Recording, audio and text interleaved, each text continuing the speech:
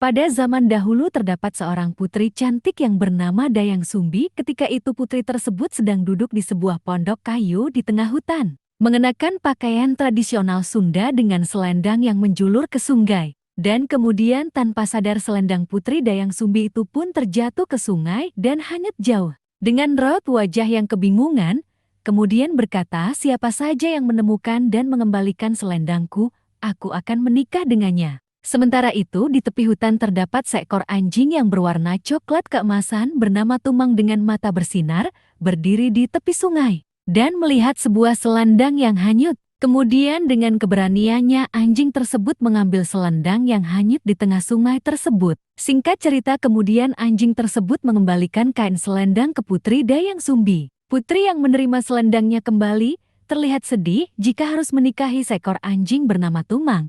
Namun juga bahagia bahwa selendangnya telah kembali. Singkat cerita, Putri Dayang Sumbi pun menikah dengan Tumang. Dan lahirlah anak laki-laki yang bernama Sangkuriang. Sangkuriang tumbuh menjadi seorang pemuda gagah berani dengan pakaian khas Sunda, dengan ciri khas selalu membawa busur dan anak panahnya. Singkat cerita, Sangkuriang tengah berburu di hutan dengan membawa busur panah dan beberapa anak panahnya, ditemani dengan Tumang. Dan ketika berburu di hutan, Sangkuriang melihat rusa yang hendak dia panah.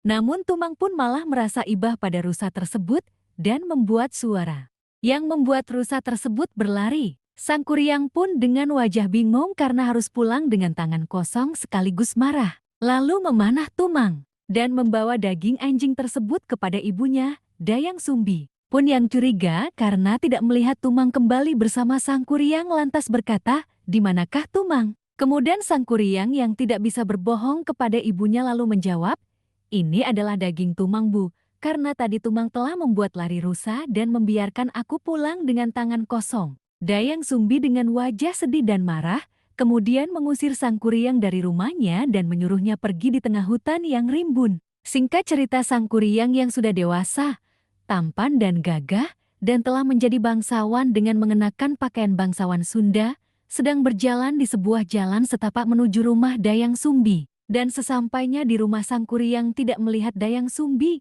Kemudian Sangkuriang menemukan Dayang Sumbi yang tetap awet muda dengan pakaian indah.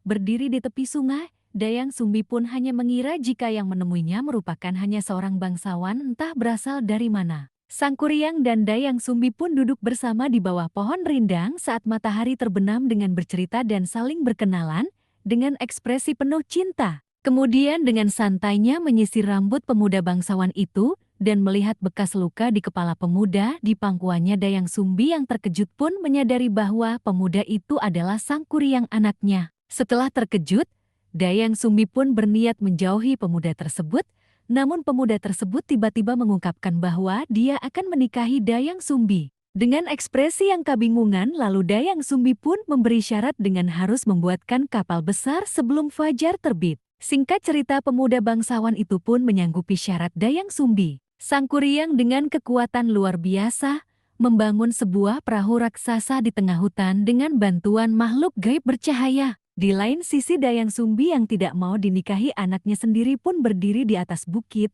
melihat ke langit dan memohon kepada para dewa agar menggagalkan pekerjaan Sangkuriang. Kemudian para dewa mengabulkan permintaan Dayang Sumbi dan mendatangkan langit menjelang fajar dengan cahaya merah terang.